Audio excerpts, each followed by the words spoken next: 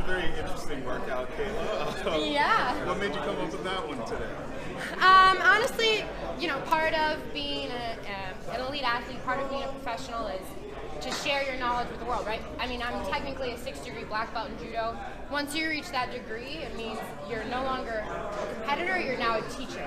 So for me, it's all about sharing my knowledge, spreading joy, and I don't know any better way of doing that than throwing people. So. And they're learning all with you, it seems, because you're just heading into your 3rd professional mixed martial arts bout. What are you expecting against Moreil on Monday? Monday, she's a tough opponent. She's game. She's never been finished. She has more experience than me. She's had 7 fights. I expect it to be, that just shows me that she's tough. But my goal is, I want to win first round by TKO, KO, or submission. I want to be the first to put her away. And the last I want to end the year with a bang.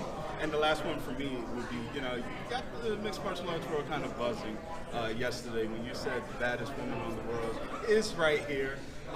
Do you think that you can prove that here in the PFL and, eventually, the women's 155-pound division will be recognized as, one of the top female divisions? Yeah, absolutely. Listen, I'm very young in my career. This is only my 3rd fight.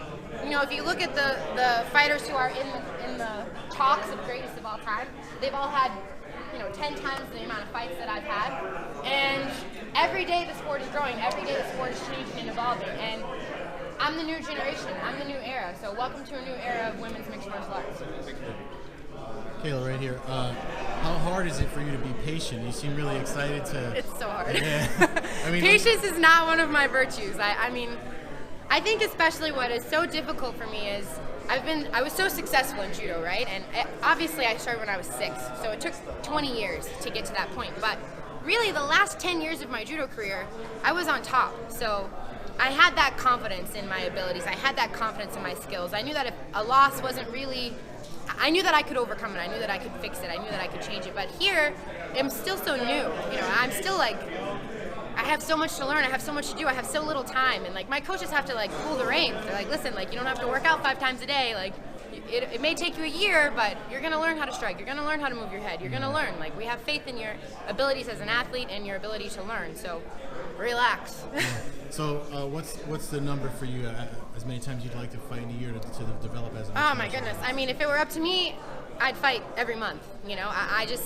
I feel like success breeds success, and once you get going on that train, I don't cut any weight. Thank goodness for the PFL, 155 pounds. I walk around at 160. So if it were up to me, I'd fight every month. But there's going to be a tournament next year. There's going to be a real series for me. So I think 6 times is how many times I'm going to fight next year, which is awesome. You can't get that kind of experience. You fight in any other organization, you fight once, and then they sit on you for 6 months. So. And I know you said you were looking for a TKO and knockout. You said those 2 things first before. Obviously, is that because you're working on that more? Listen, my goal is to be the best MMA fighter in the world, not the best judo player in a cage.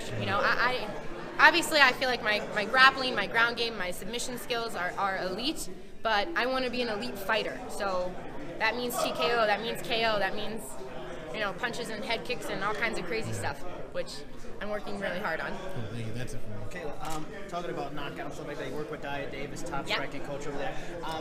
Watching you from the first fight to the second fight, your growth in striking has been obvious. Talk to me about his working with him and how your transition has been from, in the last 6 months of learning striking and blending it with your judo. How much has it grown?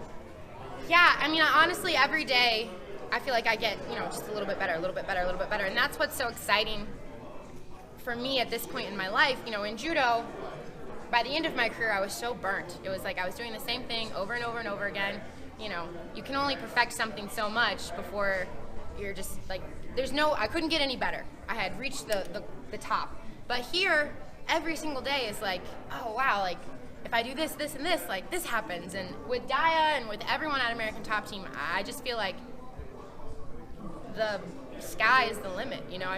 We work every day. I work on striking every day in some way, shape, or form. So I usually have 2 to 3 workouts a day, but striking I'm doing something with striking every single day, whether it's Muay Thai, whether it's boxing, whatever it may be. So I just feel really lucky. I have a great corner, I have a great team, and I get to train with the best in the world. Amanda Nunes I think she's about to make history. So. Do you think you can actually love MMA more than you love judo? It's so weird. So I never really loved judo. People always assume. I mean, I loved it, but really I loved winning, and I love that challenge of you versus one other person. There's no feeling quite like that. There's no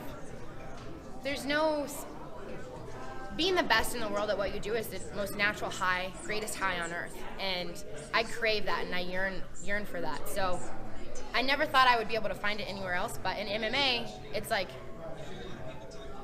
winning a judo match, like, I don't know, times 1,000. It's like that high times 1,000. Like, you're literally in a cage with another human and they're trying to kill you. You know, it's like, ugh, it's amazing. One more question.